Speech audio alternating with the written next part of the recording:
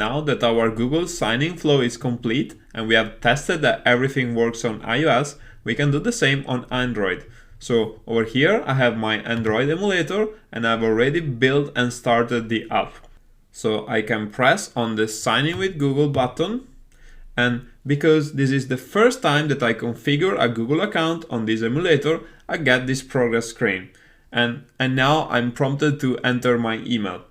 So just to be clear, you are likely to see this screen if you never configured a Google account on the emulator or device. And instead, if you do have a Google account configured, you might be prompted to select it.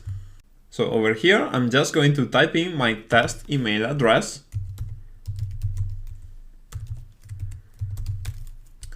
And then I can type on next. And then I enter my password. Like this. And here I land on a screen asking me if I want to enter my phone number. So I don't really want to do that now, so I can scroll to the bottom and press skip. And finally, I need to agree to the Google terms and conditions. So this should complete our first sign up with Google, or maybe not, because here I'm being asked to complete one more step. So I'm just going to disable Google Backups and then I'm going to type on accept. And finally, my Google sign-in is complete and I'm taken to the home page. So just to be clear, we had to go through all these steps because it was the first time that we configured a Google account on this Android emulator. So this was a long process, but we have been able to prove that Google sign-in works on Android. Next, I want to show you that if we sign out and then tap on the button to sign in again, then this time I can see a dialog where I can choose the account that is already set up on the emulator.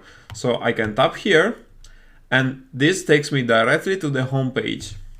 In summary, Google sign-in on Android behaves differently than on iOS, and that's because once we sign in with a Google account, then this is stored in the system settings. And so signing in a second time is a lot simpler because we don't have to manually enter the email and password again.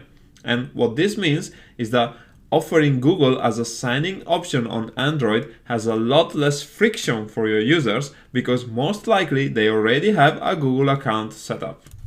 Okay, so this completes our setup on Android, and if anything is not working for you, I recommend that you check the resources in this section, as these will contain some links that can help you troubleshooting any signing problems on iOS or Android.